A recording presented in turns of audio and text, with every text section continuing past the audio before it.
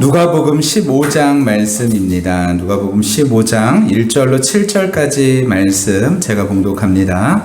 누가복음 15장 1절로 7절입니다. 모든 세리와 죄인들이 말씀을 들으러 가까이 나오니 바리새인과 서기관들이 수군거려 이르되 이 사람이 죄인을 영접하고 음식을 같이 먹는다더라. 예수께서 그들에게 이 비유로 이르시되 너희 중에 어떤 사람이 양 100마리가 있는데 그 중에 하나를 잃으면 99마리를 들에 두고 그 잃은 것을 찾아내기까지 찾아다니지 아니하겠느냐? 또 찾아낸 즉 즐거워 어깨에 메고 집에 와서 그 벗과 이웃을 불러 모으고 말하되 나와 함께 즐기자. 나의 잃은 양을 찾아내었노라 하리라. 내가 너에게 이르노니 이와 같이 죄인 한 사람이 회개하면 하늘에서는 회개할 것이 없는 의인 99으로 말미암아 기뻐하는 것보다 더하리라. 아멘. 기도합니다. 하나님께서 우리를 얼마나 사랑하시는지 오늘 본문 말씀을 통하여서 확인하게 하시고, 또한 하나님께서 우리를 향하신 그 사랑, 그 은혜를 누리며 살아가는 모든 성도들이 다 될 수 있도록 이 시간에 우리의 마음이 하나님의 뜻으로 변화되어지는 귀한 시간이 될 수 있도록 성령 하나님 역사하여 주옵소서. 함께 하실 주님을 기대하며 감사하며 예수님 이름으로 기도합니다. 아멘. 자리에 앉도록 하겠습니다. 누가복음 15장에는 그 예수님의 비유 세 가지가 나옵니다. 오늘 본문이 바로 15장이잖아요. 15장에는 세 가지 비유가 나오는데 세 가지 비유 전부 다 같은 주제를 이야기하고 있습니다. 모두 잃은 것에 대한 비유예요. 잃어버린 것, 잃어버린 양, 그리고 잃어버린 동전, 그리고 잃어버린 아들에 관련된 말씀입니다. 그런데 세 가지 비유는요, 사실 알다가도 모르는 점이 있어요. 누군가 잃어버린 양 한 마리를 찾기 위해서 99마리를 찾아 나선 사람이 있을까요?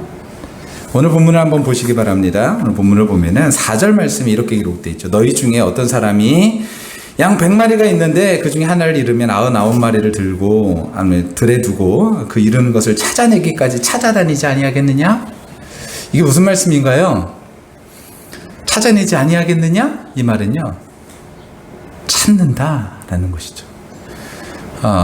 우리가 생각했을 때 만약에 여러분이 목자라고 한번 생각을 해보십시오. 목자예요.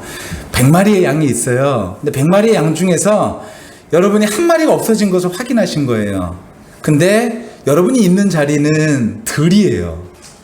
거기는 사나운 짐승도 있고요, 도둑들도 있고요, 강도들도 있고요. 그래서 언제든지 이 양을 호시탐탐 노리는 존재들이 있는 거예요. 근데 한 마리가 없어진 걸 확인한 거예요. 그럼 여러분은 어떻게 하시겠습니까?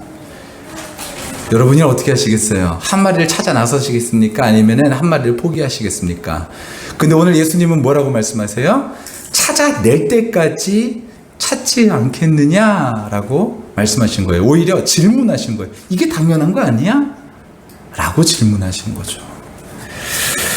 또 그 다음 비유를 보면 8절부터 있는데요. 잃은 드라크마 비유입니다. 이거 보면 어떤 여자가 10드라크마 있어요. 드라크마가 뭐냐면은 화폐 단위인데요. 1드라크마는 1데나리온과 같은 거예요. 그러니까 그 드라크마라는 것은요, 그 하루 품삯이죠. 그래서 하루 품삯이 있는데 그 10하루 품삯이 있는 거죠. 그러니까 지금 돈으로 한 100만 원 정도인 것 같아요. 근데 그 중에 하나를 잃어버린 거예요. 동전 하나를 잃어버렸어요. 그럼 여러분 어떻게 하시겠습니까? 물론 찾죠. 찾는데 당시에 집은 약간 좀 어두웠죠. 빛이 그렇게 잘 들지 않았어요. 그래서 보니까 등불을 켜고 집을 쓸며 찾아내기까지 한다는 거예요. 찾아내기까지. 그러니까 등불에 기름이 다 쓰면 또 등불을 사다가 기름을 사다가 등불을 또 밝혀서라도 결국에는 한 드라크마를 찾기까지 그걸 무조건 찾으신다는 거예요. 그렇게 하지 않겠느냐? 여러분은 어떻게 생각하십니까? 그렇게 하시겠습니까? 그리고 또 하나의 비유가 있는데요. 흔히 말하는 탕자의 비유예요. 작은 아들이 한 명 있는데 이 작은 아들이 아버지에게 유산을 달라 그러는 거예요. 아버지, 저에게 나중에 받을 유산 있잖아요. 그 지금 주세요. 근데 당시에 그렇게 한다는 것은 무슨 의미냐면, 아버지 빨리 죽으시고 그 아버지 유산 저 주세요. 이런 의미예요. 그러니까 이 땅은 이제 폐륜하죠. 근데 이 아들에게 아버지는요, 자신의 진짜 유산을 상속해야 될 부분을 줍니다. 근데 이 아들이 어떻게 하냐면은, 나가서 다 쓰고서 그냥 방탕하게 쓰다가 돈 한 푼 없이 거지가 돼가지고 돌아오는 거예요. 근데 아버지는요, 그 아들을 어떻게 맞이해 주냐면요, 좋은 것으로 반지도 껴주고 옷도 주고 신발도 주고 잔치까지 벌여주는 거예요. 근데 그때 큰아들은 그 모습을 보고서 화가 납니다. 뭐라고 말하냐면, 아버지, 나한테는 언제 한번 그 염소 새끼 한 마리 준 적 있어요? 그런데 어떻게 저 녀석한테는 저렇게 해주세요? 네, 여러분, 이게 성경 말씀이니까 뭐 그런가 보다 뭐 이렇게 생각하지 마시고, 만약에 이것이 우리의 상황이라고 한번 생각해 보세요. 여러분의 형제 중에서 한 사람이 있는데, 형제 중에 한 사람이 아버지한테 그렇게 얘기하는 거죠. 그럴 일이 없어야 돼요. 없어야 되지만, 만에 하나 그렇게 형제 중에 한 사람이 아버지 빨리 돌아가시고 그거 재산 저 주세요. 근데 아버지가 줬어요. 근데 그걸 갖다 다 쓰고 돌아오는 거예요. 근데 돌아온 거예요. 그럼 여러분 그 모습을 보고 뭐라고 하실 거예요? 야, 이 자식아, 여기가 어딘 줄 알고 들어와, 이러지 않으시겠어요? 네가 무슨 자식이야, 이렇게 얘기하지 않겠어요? 근데 아버지는요, 또 받아주는 거예요. 그러면은 아버지가 그런 행동을 보이는 그 모습을 보고 또 다른 형제는, 만약에 여러분이 그런 상황이라면 아버지에 대해서 뭐라고 얘기하시겠어요? 아버지, 이게 말이 됩니까? 이게 당연한 거죠. 큰아들의 모습이 오히려 더 정당해 보이는 그런 모습이 있지 않습니까? 여러분, 위의 세 가지 비유는요, 모두 예수님이요, 세리와 죄인들에게 말씀을 전하시면서 음식을 함께 나누시는 자리에서 그 모습을 보고 바리새인과 서기관들이 비난하는 자리입니다. 그들은 예수님을 비난했어요. 야, 이거 선하고 훌륭한 선생님이라고? 그렇다면 어떻게 저런 식으로 행동해? 죄인인지 몰라? 죄인이잖아. 죄인인데 어떻게 저 사람들하고 같이 식사를 해? 저 사람들은 어떻게 같이 있어? 당시의 생각으로는요, 말이 안 되는 거예요. 지금으로 따지면 뭐 그런가 보다. 당시는요, 이게 말이 안 되는 거거든요. 근데 그걸 예수님이 지금 하고 계신 거예요. 그러면서 예수님께서 그들이 비난하는 데 있어서 이 비유 세 가지를 말씀해 주신 거예요. 이 비유는요, 하나님 나라의 원리를 이야기하고 있습니다. 하나님 나라의 세계관이 거기 안에 들어가 있는 거예요. 우리가 이해하지 못하는 것은 바로 세계관의 차이입니다. 그러니까 하나님의 나라를 은유적으로 이해하는 이 비유의 세계관은요, 세상적인 세계관과는 다른 거죠. 우리가 생각하는 세계관은 무엇이에요? 아홉 하나면요, 무엇을 선택하는 것이에요? 아홉을 선택하는 것이죠. 양의 차이를 생각해서 더 큰 걸 생각하는 것이죠. 그리고요, 가치를 생각하면은 1하고 9를 생각했을 때 9를 선택하는 것이죠. 그리고요, 질을 생각한다 그러면은 효자와 불효자 사이에서 효자를 선택하는 것이죠. 아버지 옆에서 곁에서 돕는, 그리고 성실하게 일했던 효자. 그런데 오늘 본문은요, 그 균형을 깨는 듯한 모습을 우리에게 보여주고 있다는 거예요. 이해가 가지 않기로는요, 사실 마태복음 20장도 이해가 안 돼요. 품꾼의 비유가 나오거든요. 여기 품꾼의 비유에서는 포도원에서 일용직으로 일할 사람들을 주인이 가가지고 이제 데려오는 거예요. 주인이 가가지고 데려오는데, 데려올 때 여러분, 만약에 여러분이 그 일꾼을 뽑는다고 해보세요. 그러면은 가가지고 소위 이제 사람을 이제 선택을 하잖아요. 그럼 누구부터 선택을 하시겠어요? 일 잘할 것 같은 사람을 선택하는 거죠. 그래서요, 일 잘한 사람을 선택했던 모양입니다. 그리고 그 사람하고 약속을 해요. 1데나리온을 주기로, 하루 품삯을 주기로 약속을 하는 거예요. 그런 다음에 이 사람을 데리고 오게 해가지고 아침 6시부터 이제 일을 시작한 거예요. 아침 6시부터 열심히 일을 하는데, 이 주인이 행동이 약간 이상한 부분이 있어요. 뭐냐면 아침 9시에 주인이요, 그곳을 지나가다가 아직도 일터에 나가지 못한 사람을 발견한 거예요. 그런 다음에 왜 당신은 여기에 있습니까? 라고 물어본 거죠. 그랬더니 그 사람이 뭐라 그러냐면, 써주는 사람이 없습니다. 그래서 못 나갔어요. 그랬더니 주인이 뭐라 그러냐면, 이미 필요한 사람들이 있는데도 불구하고, 다 뽑았는데도 불구하고 여러 사람을 또 고용합니다. 오세요. 와서 일하세요. 그래서 9시에 사람을 고용한 거예요. 근데 거기서 끝나지 않아요. 12시에 또 가요. 또 간 다음에 거기서 사람들이 있으니까 왜 아직도 여전히 있으세요? 고용해주는 사람이 없어요. 오세요. 그리고 또 데리고서 일하는 거예요. 오후 3시에 오세요. 5시에 오세요. 그런 다음에 일을 시작한 거예요. 여러분 아시겠지만요. 그 일은요 6시에 끝난다면 6시에 일을 마치지 않아요. 한 5시부터 정리를 하잖아요. 5시 반이 되면 5시든 정리를 하잖아요. 근데 5시에 온 사람이 무슨 일을 하겠습니까? 근데 5시에 온 거예요. 그래서 이 사람이 일을 하게 된 거예요. 자, 그런 다음에 이제 품값을 주기 시작합니다. 누구부터 줬을까요?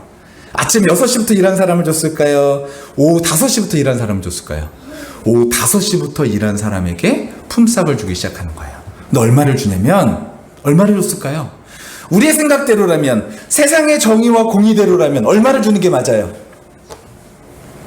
아침 6시부터 일한 사람은 한 데나리 10만 원이니까요. 그중 10분의 1만 일했다고 생각했으니까 10,000원 정도 주는 게 맞겠죠. 근데 이 사람이 얼마를 받은 거예요? 10만 원을 받은 거예요. 성경에 써 있어요. 마태복음 20장에요. 한 데나리를 받은 거예요. 그러니까 이 사람이 받으니까 깜짝 놀라잖아요. 근데 문제는 뭐예요? 이 사람의 문제가 아니라요. 이제 3시에 온 사람은 얼마를 주느냐에 대해서 사람들이요 관심을 보이기 시작하는 거예요. 3시에 온 사람 얼마를 줄까? 이 사람이 1시간도 일하지 않았는데, 야, 이 사람은 1시간 일했다 쳐요. 1시간 일했는데 10만 원 받았어. 얼마 받을까? 이렇게 된 거예요. 그런데 3시에 온 사람 얼마를 줬어요? 한 데나리요. 12시에 온 사람은 한 데나리요. 9시에 온 사람은 한 데나리요.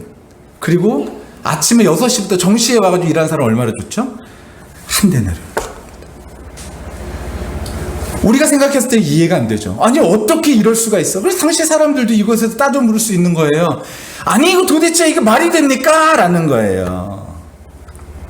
다르게 준 이유가 무엇일까요? 그것은 주인의 생각과 일꾼의 생각이 달랐기 때문이에요. 근데 그것을 주도하는 입장은 누구예요?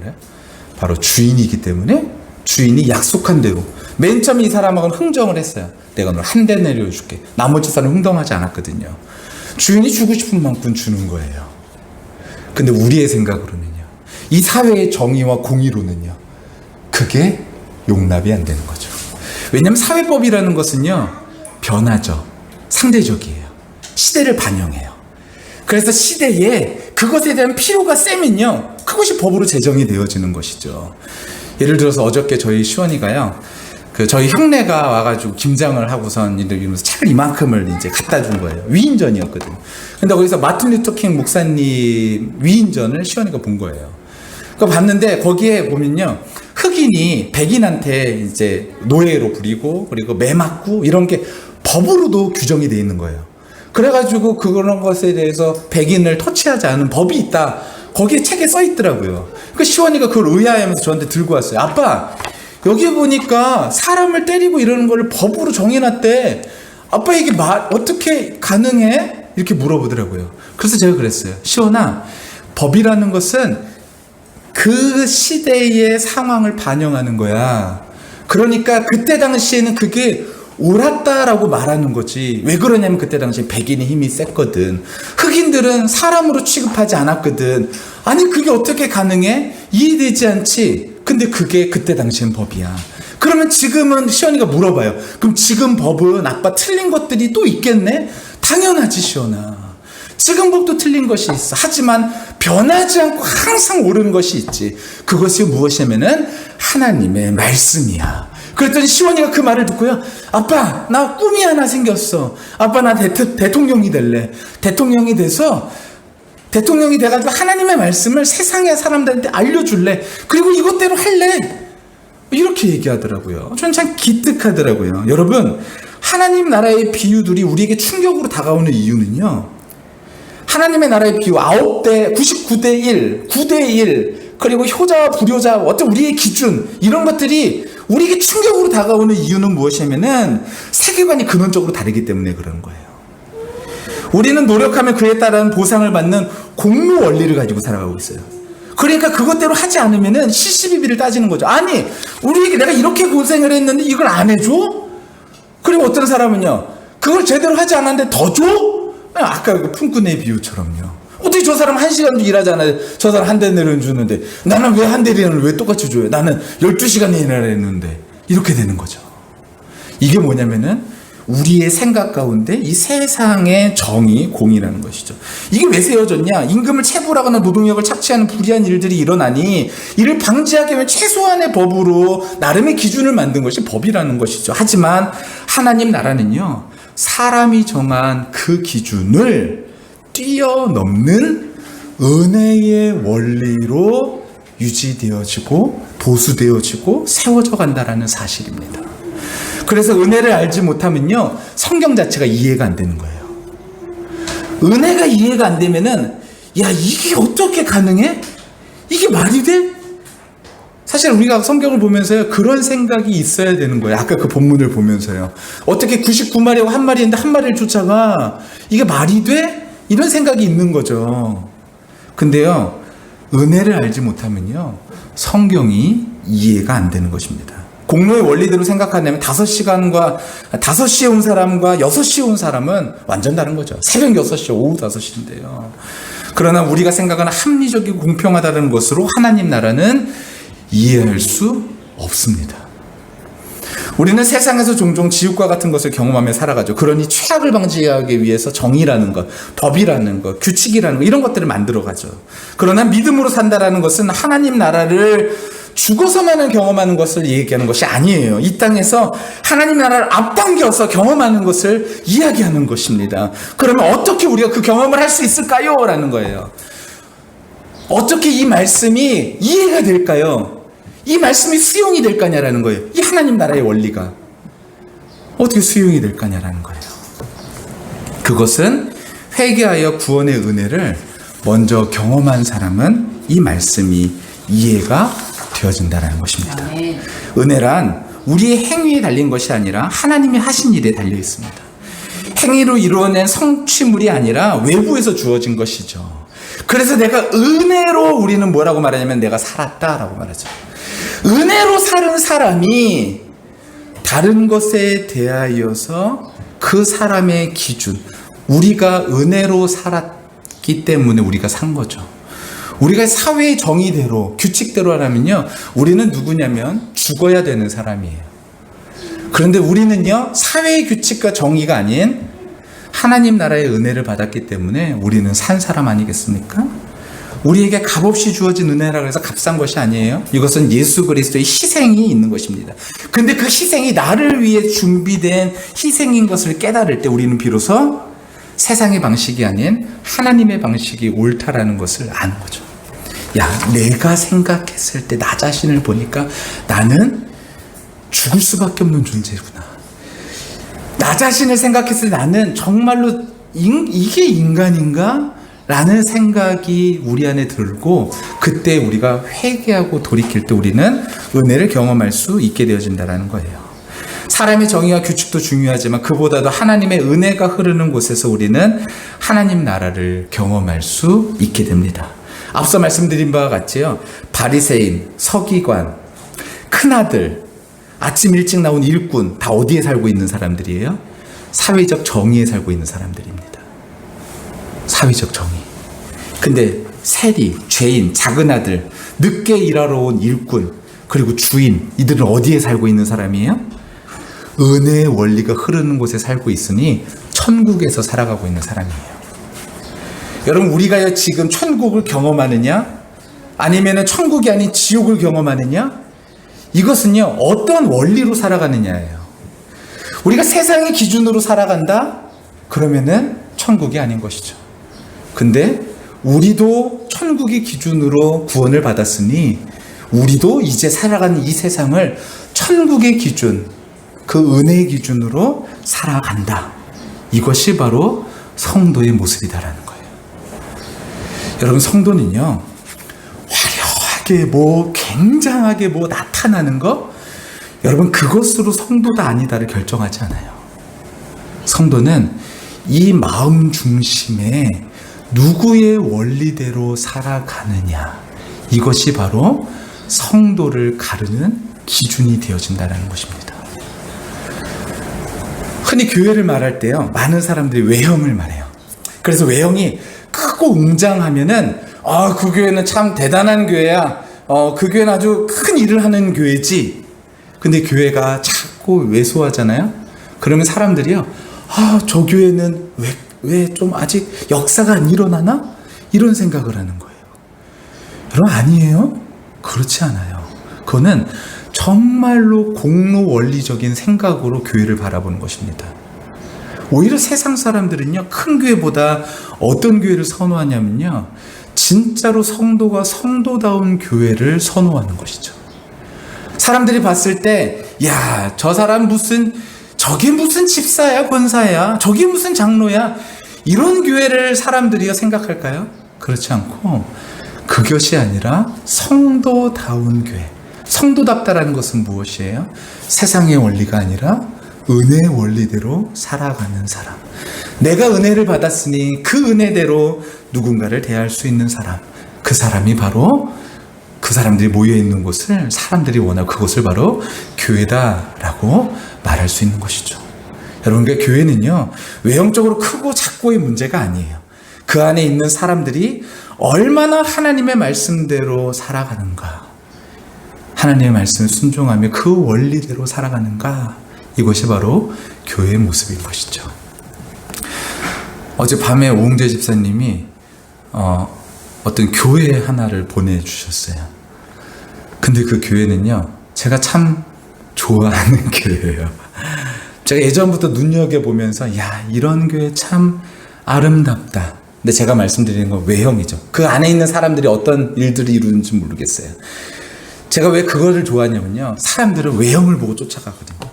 겉의 모습을 보고 쫓아가고 거기에 온갖 것들을 다 투자하려고 그러거든요. 근데 그 교회는 얼마로 건축을 시작했냐면요, 7천만 원으로 건축을 한 거예요. 7천만 원으로 교회를 건축한 거예요. 교회가 아주 심플해요. 간단하죠. 아주 간단하고 거기에는요, 뭔가 온갖 것들, 요즘 들어서 제가 어떤 교회라고 말씀드리지 않는데요, 우리나라에 어떤 대형 교회가 하나 있거든요. 그 교회에 제가 진짜로 실제로 가서 그 교회는 뭘 하냐면 투어를 시켜줘요. 교회가 너무 크니까. 교회 투어 팀이 있어요. 여러분이 모르시는 세계가들이 참 많이 있어요. 교회 투어 팀이 있는데 그 교회 투어 팀에서 뭐라 그러냐면은, 여기 있는 이 음향 시스템이 당시에요, 얼마냐 그랬는데, 여러분 얼마 정도 되면 놀라시겠어요? 음향 시스템만 3천억. 음향 시스템만 3천억이래요. 우리가 상상할 수 있는 돈이 아니죠. 음향 시스템은 3천억. 이 음향 시스템을 헐리우드에서도 부러워한대요. 그 정도 음향 시스템이에요. 저는, 여러분 별로 안 놀라시네. 저는 그 얘기를 듣고 엄청 놀랐거든요. 아니, 무슨, 그게 세계적인 음향 잡지에 나갔어요. 왜냐하면은요, 이 소리라는 것은 많은 변수들이 있는데, 특히 교회는 건물이 크기 때문에, 거기는 건물이 크기 때문에 기둥이 있잖아요. 그럼 기둥 뒤에는 소리가 데시벨이 다를 수밖에 없대요. 아무리 장치를 잘해도요. 그런데 거기는요, 데시벨이 기둥 뒤에도 똑같대요. 그래서 세계적인 음향 잡지나 이런 데서요, 취재를 나온대요. 거기 있는 피아노는 우리나라에 세 대 있대요. 하나는 본당에, 하나는 소예배실에, 하나는 그 교회가 있는 신학교에. 그 피아노가 너무 비싸가지고 사지 못하는 피아노가요. 근데 그거를 자랑 삼아 이야기하더라고요. 그게 여러분, 저는 뭐 좋다 나쁘다를 얘기하는 게 아니에요. 중요한 건 뭐예요? 사람들이, 그 안에 있는 사람들이 무슨 마음을 가지고 어떤 원리로 세상을 살아가느냐, 이것이 중요한데, 사람들은 그 모습을 보는 거죠. 그 모습을 보고 비판도 하고 그 모습을 보고 쫓아도 가는 것이죠. 근데 하나님이 원하시는 것은 그러한 모습이 아니에요. 성경에 보면 많은 인물들이 등장합니다. 아브람, 노아, 다윗, 솔로몬, 다니엘, 바울, 이들을 보면 사람들은 어떤 생각을 하냐면, 참 위대하다, 대단하다. 그들 앞에 서면 내가 왠지 작아 보인다. 이런 생각을 하십니까? 근데 그들은요, 생각해보면요, 다윗, 이 사람은 누구예요? 쉽게 말하면 이 사람은요, 살인교사 혐의를 가지고 있는 사람이에요. 살인교사. 어떤 여인을 가늠하죠. 그런데 그 여인의 남편을 죽이기 위해서 일을 꾸미죠. 실제로 죽어요. 이런 일들을 벌인 사람이 다윗입니다. 솔로몬은요, 강제노역, 세금 부과, 우상을 섬기는 수천의 후궁을 두고서 우상 숭배하는 일들이 이 솔로몬 때부터 왕성해지기 시작했거든요. 이런 것들을 보면서 우리는 인간을 추앙할 것이 아니라 그들을 하나님께서 어떻게 하셨냐면은 그들을 바꿔서 하나님의 일들을 쓰셨다라는 거예요. 그게 바로 은혜다라는 것이죠. 이들의 위대한 것은요, 이들 자체가 위대한 것이 아니라 이들을 향하신 하나님의 은혜가 있었기 때문에 이들을 위대하다고 말하는 것이죠. 그래서 우리가 성경을 읽으면서 신나는 것이 무엇이에요? 야, 저 사람도 은혜 받으니까 바뀌었네. 다윗, 야, 저 사람도 은혜 받으니까 사람이 변해서 하나님이 쓰시네. 솔로몬, 뭐 바울, 뭐 이런 사람들, 야, 저 사람도, 야, 저거 보니까 인간 쓰레기인데. 근데 저 사람도 하나님의 은혜 받으니까 바뀌네. 나도 하나님의 은혜 받으면 바뀔 수 있고, 우리의 가정도 하나님의 은혜 받으면 바뀔 수 있고, 이 세상도 하나님의 은혜 받으면 바뀔 수 있겠네? 라는 희망이 드니까 성경을 보면 기쁨이 있는 것이죠. 마찬가지로 우리도 하나님의 은혜를 받으면 여러분 바뀔 수 있고, 우리도 하나님의 은혜 받으면 그 삶이 달라질 수 있는 것이죠. 저희 집에는 요즘, 저희 집은요 정말로 많이 행복해요. 제가 지금 카메라가 켜져 있으니까 저희 집 얘기를 다 하지 못하는데요. 이게 참 이제 다음 주부터는 제가 카메라를 안 켤까도 생각 중입니다. 카메라가 있으니까요, 제 이제 가정 얘기들을 좀 필요할 때는 이제 못하는 것도 있는데, 오늘은 좀 이제 긍정적인 부분이니까 말씀드리면요, 저희 가정이 요즘 분위기가 많이 달라졌죠. 저희 집은 솔직히 말씀드리면 한 3년 전과, 그러니까 우리 교회를 이제 개척할 때와 그리고 그 전과는 확연히 다른 모습이 있어요. 특별히 더 그런 거는 약 1년 전하고 지금하고는 저희 집은 완전히 다르죠. 왜냐하면 저희 옹결이가 있기 때문에 그래요. 저희 옹결이는 예민하죠. 장애가 있다 보니까 예민해요. 그래서 누군가가 언성이 달라지거나 표정이 달라지고 행동이 달라지면 예민하게 반응하면서 여태까지 치료했던 것들이 좀 뒤로 후퇴할 수 있기 때문에 이런 부분들을 조심해 줘요. 그래서 바깥에서 힘들고 어려운 일들이 일어났을 때도 한번 숨 한번 크게 내쉬고 집에 와서 옹결이를 보면서 옹결아! 그러면 옹결이가 탁 손을 받치면서 이러고 오거든요. 그러면은 마음속에 있었던 것들이 다 달라져요. 근데 하나님께서 저는 저희 옹결이를 통하여 이 일들을 저희 가운데 이루셨다고 생각해요. 누군가는 그렇게 말할 수 있어요. 야, 힘들겠다, 어렵겠다. 물론 힘들죠. 물론 어렵죠. 그렇지만 그것보다 더 중요한 건 무엇이냐면은 하나님께서 저희 가정을 바꾸고 계시고, 또한 저희 가정뿐만 아니라 그리고 저희 부모님, 그리고 또 저희 형네 가족 다 바꾸고 계신다라는 거예요. 예전에는 상상하지 못했던 일들이 저희 가정 가운데 일어나고 있고, 그리고 그런 모습을 보면서 너무너무나 기쁜 것이죠. 여러분, 그런 일들이 어디서 시작됐을까요? 율법으로 시작됐을까요? 법으로 시작됐을까요? 가정에서 만약에 여러분 법으로 서로 다룬다고 생각해 보세요. 얼마나 끔찍해요. 말 한마디 잘못하니까 너 고소해버려. 너 이거 저거 모욕죄야. 뭐 이런 식으로 해가지고 한다 그러면 그 가정이 가정이겠습니까? 아니죠. 근데 큰 범위로 생각하면은요, 이 세상에 하나님께서 원하시는 가정이에요. 그렇다면은 여기가 지금 정 안 되니까 정의나 어떤 법을 통하여서, 규칙을 통하여서 그것들을 세워가는 건데, 우리가 진짜로 추구해야 될 것은 무엇이에요? 법인가요? 아니요. 진짜로 추구해야 될 것은 은혜의 원리인 거죠. 은혜의 원리대로 가정이 세워지기를 원하고, 은혜의 원리대로 사회가 세워지기를 원하고, 은혜의 원리대로 되어지기를 하나님께서는 원하신다라는 것입니다. 그래서 구약에서는 어떻게 했어요? 우리의 죄를요, 짐승의 피로 대신했죠. 여러분, 짐승의 피, 이것을 흘리면 그럼 하나님께서 어떻게 하시냐면은 내가 너를 만나주마, 내가 너를 용서해주마 라는 거예요. 근데 사실 짐승의 피가 무슨 힘이 있겠어요? 짐승의 피는 힘이 없어요. 뭐가 힘이 있는 거예요? 하나님께서 그렇게 해주마 하니까 짐승의 피가 힘이 있는 거죠. 예수님께서 2000년 전에 십자가에 달려 돌아가셨어요. 하나님이신 예수님께서 십자가에 달려 돌아가셨어요. 그 사건이 우리와 무슨 상관이 있겠어요? 사실 시간으로 따지면 아무런 상관이 없을 수 있다고 생각할 수도 있어요. 하지만 하나님께서 그 십자가를 믿고 내가 정말로 죄인이 있는 것을 회개하며 하나님 앞에 회개하면 하나님께서 그 사람을 받아주시겠다라는 거예요. 이게 힘이 있고 능력이 있는 것이지 십자가 자체가 나무가 힘이 있는 것이 아니라는 거예요. 나무가 힘이 있는 것이 아니라 하나님께서 그런 방식으로 우리를 구속해 주셨다라는 것이 힘이 있는 것이죠. 여러분, 우리가 그 은혜를 받은 사람으로서 이 세상에서 살아간다면 이 세상은 아름다운 하나님의 나라가 될 것입니다. 누가 세상을 바꿀까요? 법이 바꿀까요? 그럼 법이 바꾼다 그러면은 교도소 들어갔다 나오면 사람들이 다 바뀌어 있어야 돼요. 근데 교도소 들어갔다 나오면 사람이 바뀌나요? 안 바뀌어요. 뭘로 바뀌나요? 그러니까 교회에서 그렇게 혈안이 돼 있는 거예요. 교도소 사역에. 이 사람들이 거기 안에 들어가서 회개하고 죄를 깨닫고 은혜를 깨달을 때 사람이 바뀌는 거죠. 장발장 아시죠?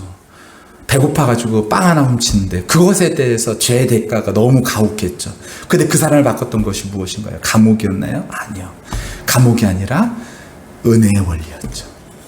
은혜의 원리로 바뀐 것이죠. 저와 우리 모두가 그 은혜를 받은 저와 우리 모두가 이 세상 가운데에서 은혜대로 살아갈 수 있는 저와 우리 모두가 다 되어줬으면 좋겠습니다. 종교개혁, 오늘은 종교개혁 날이에요. 1517년 10월 31일 이 종교개혁이 시작되는 것을 알려졌는데 그 종교개혁의 가장 중요한 포인트가 뭐냐면은 공덕사상이죠. 내가 뭔가를 해가지고 구원을 받을 수 있다. 내가 뭔가를 해가지고 괜찮은 사람인 것을 나타낼 수 있다. 근데 크리스찬은요, 그런 공덕주의로 살아가는 사람이 아니라 여기에서 그래서 종교개혁의 굉장히 중요한 세 가지는 무엇이냐? 오직 은혜로, 오직 믿음으로, 오직 말씀으로. 오직 은혜, 믿음, 말씀. 이곳으로 살아가는 것이 우리입니다. 라고 말하는 것. 그렇게 해서 시작된 것이 종교개혁이에요. 그런데 이상하게요, 요즘은요, 다시 공덕주의가 계속해서 올라오는 것 같아요. 사람들이 뭔가 이렇게 업적. 여러분, 우리가 하나님 앞에 이만큼을 했다 하더라도 우리의 생명을 구해주신 것, 그것만 이렇게 표면적으로 놓고 비교했을 때 그게 비교가 될까요? 내가 뭔가를 했다라는 것과 그게 비교가 될까요? 하나님께서 그것을 인정해 주시는 거죠. 잘했다. 인정해 주시는 거죠. 그죠? 근데 그것을 내세워서 내 구원을 말할 수 있느냐? 은혜를 말할 수 있느냐? 그렇지 않다라는 거예요. 저와 우리 모두가 그러니 먼저는 하나님의 은혜를 우리가 먼저 받아야 된다라는 거예요. 내가 어떤 존재인지. 제가 좋아하는 TV 프로그램 중에 하나가 금쪽 같은 내 새끼인데 여러분 보시는지 모르겠어요. 금쪽 같은 내 새끼에서 보면은 항상 그 스토리는 똑같아요. 내용 전개는요. 아이가 TV에 나오는데 아이가 엉망진창이에요. 막 떼쓰고 울고 불고 막 난리를 칩니다. 근데 그것에 대해서 얘기할 때 사람들은 거의 패널들이 나와가지고 뭐라 그러냐면 참 저런 아이를 키우느라고 진짜 힘들겠어요. 얘가 어떻게 저런 아이요? 막 답답하고 막 힘들고 막 그래요. 근데 그때마다 오은영 박사가요, 아니에요, 아이를 오해하고 있는 거예요. 아이를 오해하고 있는 거예요. 근데 나중에는요, 다 100% 거의 대부분 99.9% 누구 잘못이에요? 부모 잘못이에요. 부모가 아이를 그렇게 만들어 놓는 것이거든요. 우리도 마찬가지죠. 우리도 그것을 깨닫지 못하면은 해결이 안 되는 거예요. 그 가정에 그래서 오은영 박사 솔루션을 주죠. 자, 이거 이렇게 하세요. 이렇게 해가지고 해야지 바뀌어요. 그리고 당신이 이건 잘못한 거예요. 부모가 이거 잘못한 거예요. 부모가 이거는. 근데 그때요, 진짜로 억센 엄마들은, 아빠들은요, 안 바뀌어요. 안 바뀌고 끝까지 나 잘못하지 않았는데, 난 별로 잘못하지 않았는데, 끝까지 그래요. 그러면 뭐가 되는 거예요? 솔루션이 없는 거죠. 우리도 마찬가지예요. 하나님께서 우리에게 뭐라고 말씀하시는 거냐면요, 이 세상을 변화시켜야 된다라는 거예요. 이 세상을 바꿔야 된다. 하나님 나라 바꿔야 된다는 거예요. 사람이 말하는 공적, 원리, 정의, 이것이 아니라 하나님의 뜻대로 바뀌어져야 된다라는 것이죠. 그런데 거기에 나는 잘못 없는데? 나는 아무것도 바뀔 게 없는데? 라고 말한다면, 여러분, 그러면은 그 가정은 소망이 없는 것이고, 그 사회가 그 사람이 속한 곳은 가능성이 없는 것이죠. 근데 하나님께서 먼저 은혜 받은 자들을 통하여서 그 일들을 이루시기를 원하신다라는 거예요. 저와 우리 모두가 그러니까요, 먼저는 은혜 받아야 돼요. 어떤 은혜요? 내가 내 방식대로, 이 세상이 이 세상 방식대로가 아니라 하나님 방식대로 되어져야 된다라는 생각. 내가 여태까지 살아봤던 내 어떤 인간의 어떤 스케줄대로 살아가는 것이 아니라 하나님의 방법을 선택하는 것. 여러분, 그러한 방법이 우리 안에 믿어지고 따라가져야 된다라는 것이죠. 오늘 말씀 정리합니다. 여러분, 아까 제가 맨 처음에 말씀드렸던 비유 3가지 기억나십니까? 99마리 1마리. 이거 하실 수 있으시겠어요? 9 드라크마하고 1 드라크마. 그리고 잃어버린 아들. 하실 수 있으시겠습니까? 우리는 우리의 자연인은 못해요. 하지만 우리가 은혜 받으면 할 수 있습니다. 은혜 받은 사람은 은혜 받은 대로 그 일을 하는 것이죠. 저와 여러분이요, 은혜 받고 여러분을 통하여서, 저를 통하여 하나님께서 이루시길 원하시는 아름다운 하나님의 나라를 함께 이루어갈 수 있는 저와 우리 모두가 다 되시기를 예수님의 이름으로 간절히 축원합니다. 여러분을 통하여, 저를 통하여 그 하나님의 일들을 이루시길 원하세요. 여러분의 가정이, 여러분의 직장이, 여러분의 사업장이, 여러분이 속한 사회가 우리를 통하여서 이루어지기를 하나님께서 원하시니, 우리 모두 은혜 받고 그 은혜대로 세상에서 하나님의 뜻을 나타내 보일 수 있는 저와 우리 모두가 다 되시기를 예수님의 이름으로 간절히 축원합니다.